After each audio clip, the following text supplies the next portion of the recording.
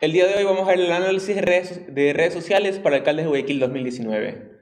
Yo soy Gustavo Ceballos, soy mentor de iSaturdays, soy parte de GitHub Campus Expert, GitHub Education y soy desarrollador full stack. Antes de empezar esta charla, realmente quiero decirles algo y quiero... la parte más seria de mi charla es esta, que no quiero afectar ninguna ideología política, ni meterme tanto en política, sino más analizar datos con un pequeño sesgo un poco gracioso, un poco lo que se vive en la actualidad de política, pero más no llegar a su ideología o tener que sentir que se sientan afectados por la ideología. Además de eso, vamos a ver cómo es el proceso de desarrollar un modelo de Machine Learning, cómo podemos implementar inteligencia artificial en nuestros proyectos, cómo empezar. La agenda de hoy va a ser ver los candidatos, analizar los datos, analizar los sentimientos y las conclusiones y compartirles un poco de qué aprendí de esto. Los candidatos. Es la primera vez en unas elecciones locales de Guayaquil que tenemos 17 candidatos. Son una cantidad enorme de candidatos. De hecho, les invito a leer a todos los candidatos. Muchos yo no los conocía antes de empezar el análisis. Me tocó investigar sobre ellos. Y es una parte importante de Machine Learning o de un proyecto de data. Que antes de trabajar con la data tienes que investigar sobre el tema. Tienes que saber qué vas a encontrar, qué han hecho otras personas, qué hay detrás de esto, qué datos vas a poder recibir, qué datos vas a obtener y cómo vas a utilizar esos datos. Me tocó investigar sobre los 17 posibles alcaldes de Guayaquil y después de eso me tocó buscarlo en las redes sociales. En este análisis nos basamos en Twitter. Dentro de los 17 candidatos encontramos que solo 14 candidatos tenían redes sociales, mientras 3 no se encontraban en las redes. Como este era mi análisis y yo quería hacerlo, dije como que, bueno, tenemos 17 candidatos, 14 personas encuentran en Twitter, y ¿a quién más podríamos añadir? Me puse a pensar que realmente, ¿quién más podría entrar en este análisis? Pues decidí añadir a estos dos sujetos. Yo creo que el de la derecha lo conocen muy bien, fue el exalcalde de Guayaquil, y el de la izquierda, ¿alguien lo conoce en esta sala? Sarmiento es Pueblo. Sarmiento es Pueblo es alguien que ha estado en varias campañas, que nadie entiende realmente qué hace dentro de las campañas, pero directo o indirectamente las apoya. Lo investigué un poco y realmente no encontré mucho de él, así que el único que quedó para este análisis fue el actual alcalde, el ex alcalde. Vamos a hablar un poquito del análisis data, cómo se obtuvieron estos datos, qué se hizo, y cierta información de aquí. Básicamente mi dataset fue extraído desde Twitter, donde Twitter para análisis de datos es muy fácil, tiene una API súper agradable, donde cualquier persona puede desarrollar un pequeño script para empezar a capturar datos. Podemos capturar datos pasados, podemos coger y limitar por geografía, por palabras, por hashtag, por menciones. En mi caso limité por geografía y por menciones. Cada vez que uno de estos candidatos, estos 14 más 1, 15 candidatos, 15 personas fueron mencionadas y vamos guardando información. Dentro de mi dataset tuve 30 columnas, donde mucha columna era metadata, era tipo quién lo mencionó, el nombre de usuario, el tiempo, otras cosas importantes como si eran retweets o eran tweets únicos, las URL, las hashtags, y además puse a cada uno de los candidatos para ver a qué candidato era mencionado en dicho tweet. Mi tiempo de recolección fueron 7 días y aproximadamente tuve 11.230 registros. Después de recolectar la data, empezamos a jugar un poquito con la data, limpiar un poco la data y sacar un par de gráficos. Dentro de este gráfico descubrí que el 67% de esta información fueron retweets y el 32% fue tweets originales. ¿Y qué tanto mencionaban nuestros candidatos? Pues, disculparán la imagen, no se ve un poquito, pero el primer puesto, el que está ahí, es Jaime Nebot. Luego, el segundo más pronunciado fue Cintia Viteri y el tercero, el más pronunciado, fue Jimmy Jairala. Es interesante realmente ver esto porque los que podemos ver que solo entre dos candidatos eran realmente los que movían las redes sociales. Así que felicidades, tenemos un ganador dentro de nuestras redes sociales. Fue Jimmy Jairala. Igual vamos a analizar un poquito más adelante y yo creo que sí queda como experiencia, sobre todo después de un candidato haber dicho que hay candidatos que hay dos tipos de candidatos, los que visitan a gente y las candidatas de redes sociales.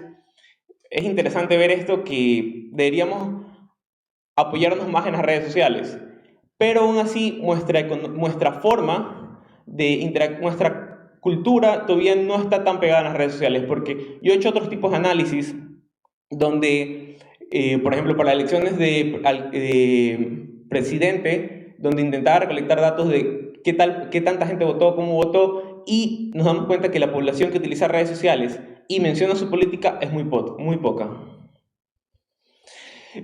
Bueno, Jaime Nebot, para analizarlo un poquito de él, y de hecho sí era un candidato porque estaba haciendo publicidad y estaba haciendo campaña, o eso parecía, para otro interés, y muchos de sus tweets eran para recalcar o reclamar cosas dentro de la ciudad, más no para apoyarlo. Yo creo que sí opacaba un poco a Cintia en la parte de información, porque muchas veces cuando mencionaba Cintia, también lo ponían a Jaime. Estos cuentas eran verdaderas o falsas. Desgraciadamente mi análisis no iba por esa parte. Una vez que recolecté la data, me puse a verificar data y no pude concluir nada porque no era el fin de mi objetivo, pero sí yo podría decir a simple vista, sin números reales, decirles que muchos de estos bots no son que interactúan con la gente, en este caso de alcaldía, sino que eran retweets. Esto es un poco de una vista general de cuántos seguidores tienen, o cuántos seguidores los seguidores de esos alcaldes tenían. Estamos hablando solo de los tres, Jaime Nebot, Cintia Viteri y Jimmy, donde la mayoría tienen más de 600 seguidores y van bajando. Este es el gráfico por cada uno de ellos, donde el primero a la izquierda es Jimmy Jairala, el de la derecha arriba es Cintia Viteri, el tercero es Jiménez de la lista Creo, y el cuarto es Jaime Nebot. Vemos que a los que siguen esta gente aproximadamente son más de 500 seguidores, y también hay una alta cantidad de gente que tienen entre 50 y 100 seguidores. El siguiente dato me pareció súper curioso al momento de analizar los datos, fue que a qué hora la gente tuiteaba. Recuerdo que un candidato había dicho que yo llego a la casa después de las 8 de la noche, yo me desconecto totalmente de la política, de todo lo que hago campaña, pero Guayaquil vemos y se mueve bastante en la noche. De hecho, los picos más altos son a partir de las 1 de la mañana, 1 a 2 de la mañana hay bastante interactividad, más que sea eso, los candidatos, eso era lo que mostraban, que tenían menciones y retweets a partir del 1 de la mañana. Y vamos a la parte interesante, donde viene la parte de Machine Learning y el análisis de datos. Y el objetivo de esto era realmente ver cuánta gente tenía a favor y cuánta gente tenía en contra, cuánta gente quería apoyarlo por las redes sociales y cuánta gente los atacaba. Creo que es más que obvio, hacerlo esto manualmente era imposible. O sea, ponerme a clasificar cada uno de los tweets no iba a terminar nunca. Entonces decidí apoyarme de inteligencia artificial. La inteligencia artificial, muchos conocemos, tenemos subramas, donde está toda la inteligencia artificial, está la rama de Machine Learning. Dentro de Machine Learning tenemos la Deep Learning, y dentro entre esas dos ramas podemos encontrar el NLP o Natural Language Process, donde básicamente queremos coger y poder interpretar lenguaje o generar información con lenguaje natural. Yo creo que ya se dieron cuenta que este campo está súper bien explotado ahorita, hay mucha investigación, hay mucho interés, donde es un campo nuevo, muchas de las charlas han sido de eso, y hay muchas formas de resolverlos. Para mi caso, yo decidí coger una red neuronal RNN con Long Short Term Memory. Eso significa que esta neurona va aprendiendo en corto y largo plazo. Esto es que mientras va llegando información, tiene un discriminador que dice, esta información es importante para mí y esta otra información no es importante, me quedo con esta información. Entra otra información, dice, esta nueva información es importante y hace tres pasos atrás no era importante, descarto esa información. Y así va a poder generar. ¿Qué ventajas tenemos del lenguaje? Pues el lenguaje es algo complicado, que una palabra puede cambiar el significado de toda la acción. Y el momento de poder tener un discriminador y tener información pasada, ayuda a entender el contexto de lo que queremos decir. Pues iniciar desde cero en Machine Learning e inteligencia artificial nunca es una buena idea, así que lo mejor que podemos hacer es coger un modelo anterior ya entrenado, que ya tenga experiencia, y empezarlo a utilizar para nosotros. Para eso yo cogí la AWD Long Short Term Memory, donde es un modelo creado por los investigadores de Salesforce, esta compañía grande que se dedica a crear experiencias de usuario o customer service, donde a ellos les interesa mucho el tratamiento del lenguaje. Ellos originalmente este modelo lo hicieron para el idioma inglés, y lo entrenaron con los artículos de Wikipedia.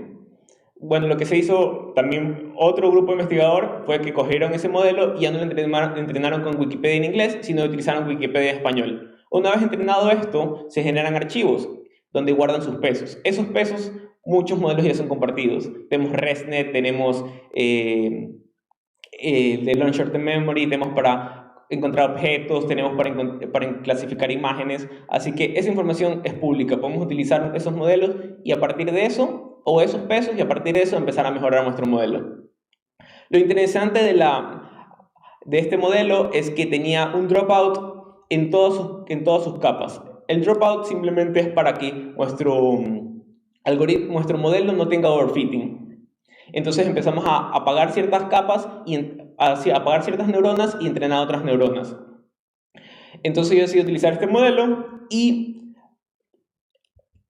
al momento de yo cogerlo y utilizarlo, eso estaba con la jerga de Wikipedia. Ustedes saben que Wikipedia, aunque no sea una enciclopedia académica, es una enciclopedia muy formal, que tiene un lenguaje muy formal, que tiene una estructura de datos o una forma de escribir de enciclopedia, más mi información era por parte de Twitter. O sea, eran personas que expresan sus sentimientos por redes sociales, donde la forma de escribir es informal, es una forma más jocosa, más agradable con la gente, donde tal vez no se respeta tanto signo de puntuación, no se respeta o no se utilizan las mismas palabras que cuando quieras hablar formalmente. Así que lo primero que me tocó hacer es coger todo mi dataset recolectado y empezar a enseñar a mi modelo, que estaba ya entrenado con Wikipedia, a decir, lo que aprendiste es genial, pero ahora vamos a ir aprendiendo esta jerga, la jerga de Twitter, la jerga de la red social. Entonces, yo hice 9 epochs, donde inicialmente tiene una accuracy del 35%, y después de recorrer todo, tuve una accuracy del 90%, del 60%.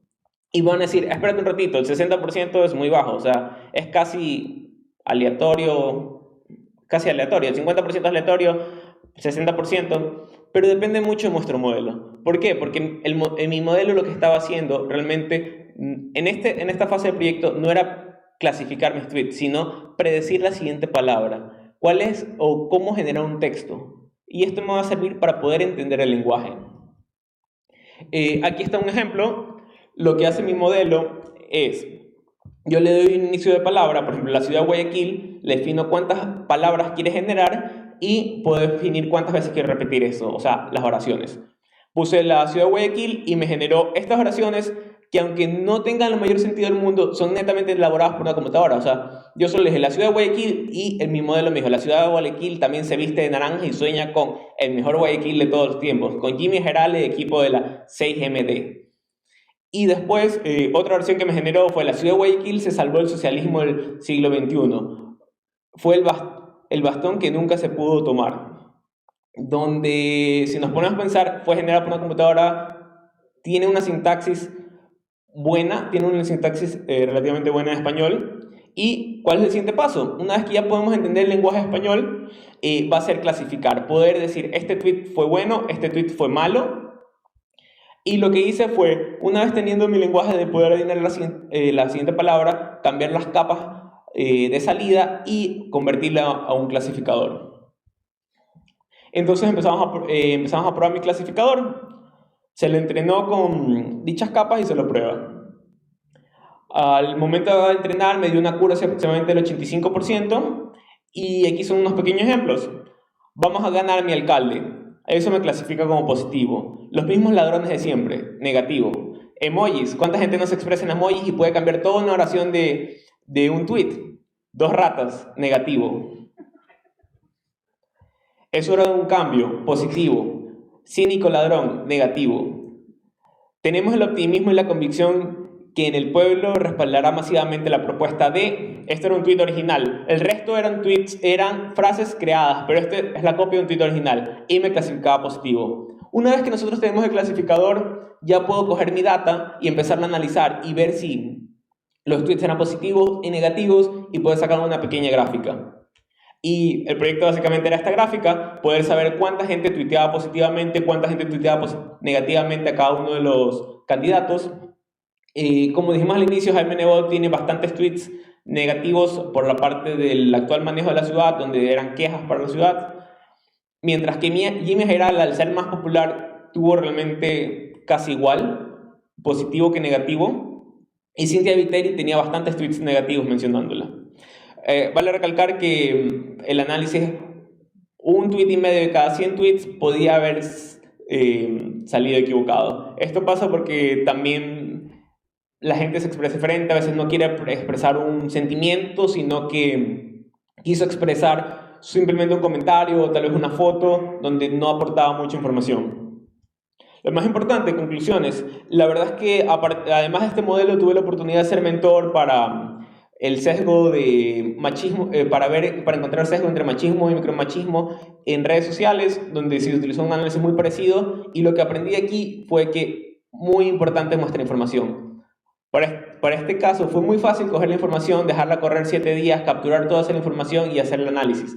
Mientras para el de machismo y micromachismo fue muy complicado encontrar la información.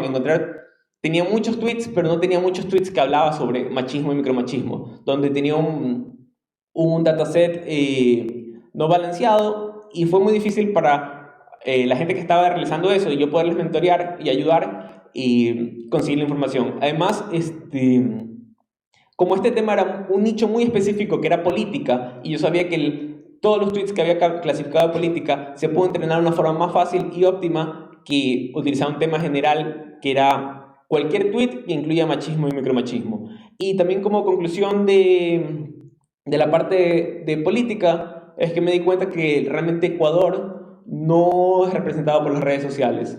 Es mi segundo análisis que hago por la parte política, y los valores que salen aquí no representan lo que sale en las urnas, no representan lo que sale en la calle. Yo creo que Guayaquil, siendo entre 2.5 millones y 3 millones de habitantes, 11.000 tweets en 7 días no representa a la ideología que ellos tienen. Y como conclusiones para ustedes, para que se lleven para proyectos de Machine Learning y inteligencia artificial, es primero conocer el tema, investiguen sobre el tema, vean qué opciones van a tener, qué respuestas podrían tener, cuál es el proceso, qué es lo que se hace. Después de eso, empezar a recolectar esta información. En este caso fueron tweets, corría un script que me guardaba toda la información que sea por los que mencionaban ciertos usuarios, pero recolecta información, y esta información intenten que sea lo más real posible para lo que quieren resolver. Luego de tener toda esta información, nos toca analizarla. Veamos un poco de qué consiste esta información, qué habla la gente, qué hace la gente, para mi caso, cómo escribe la gente, pero podemos analizar de qué son esas fotos, o cómo fueron tomadas esas fotos, qué cantidad de luz fueron tomadas esas fotos, o cómo escribe esa gente, muy formal, escribe muy informal. Luego de analizar nuestra información, es hora de poner manos en el proceso, crear el modelo y transferir el aprendizaje.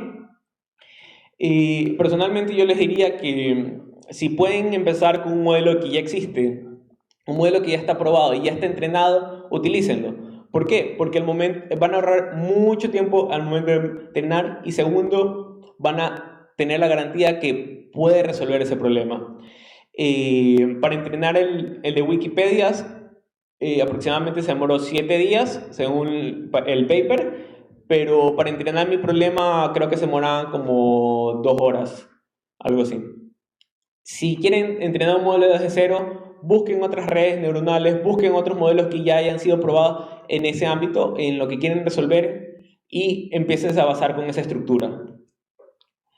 Y luego dedíquense a probar el modelo, prueben qué tal les va, qué hiperparámetros tienen que pueden modificar, que pueden ir mejorando y regresan de nuevo. Vuelven a probar, vuelven a generar otro modelo y vuelven a probar. Tal vez no tienen que regresar al lado de probar el modelo, sino que se dan cuenta que les falta información, o que su información tiene un sesgo, que todos los tweets fueron tomados, no sé, solo un área de Guayaquil y no todo Guayaquil. Entonces regresamos a recolectar información, la volvemos a analizar y volvemos a crear nuestro modelo. Esto es una mejora continua. ¿Hasta qué punto? Se dice que en Machine Learning hay un punto máximo donde no debe ser el 100%, pero un modelo óptimo que un modelo de Machine Learning y una persona lo hagan igual, es un modelo genial. Facts y fake, lo que les mencionaba al inicio, que las redes sociales no representan lo que realmente el Guayaquil quiere elegir o la ideología política que tiene el país. No solo Guayaquil, el país. Si quieren leer un poco más el artículo, quieren probar el modelo y quieren ver todo el código, pueden entrar a mi blog wgc.me y me pueden seguir en las redes sociales o pueden escribirme cualquier duda. ¿Y cuántos aquí son estudiantes? Bueno, por parte de GitHub tenemos algo increíble que es el GitHub Education Pack, donde básicamente les dan software gratis, les pueden dar dinero, crédito, o sea, crédito que no tienen que pagar, sino que ya tienen para gastar para DigitalOcean. Tienen servicios para Heroku, tienen un dominio.me gratis, tienen muchas cosas para empezar a programar y que lancen su software a la vida. Gracias.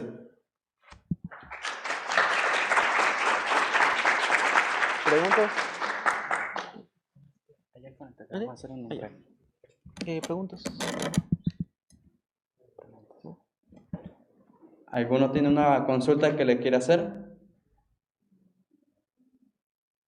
¿Nadie?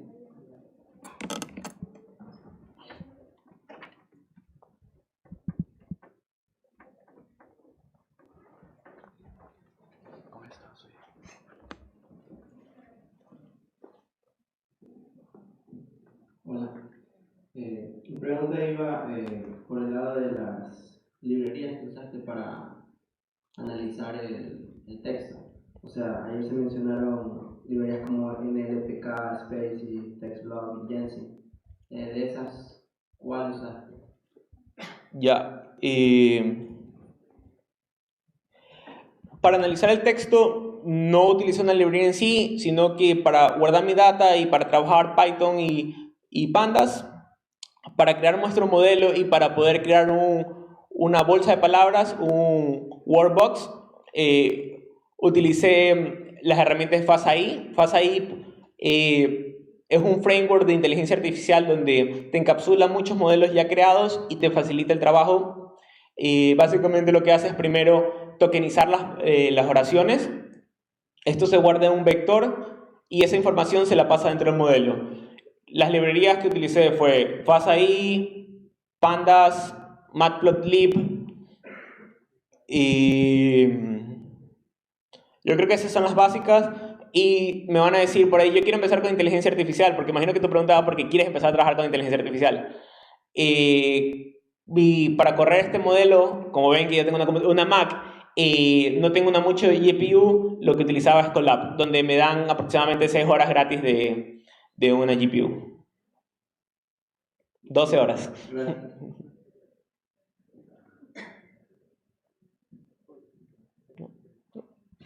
¿Alguna otra pregunta?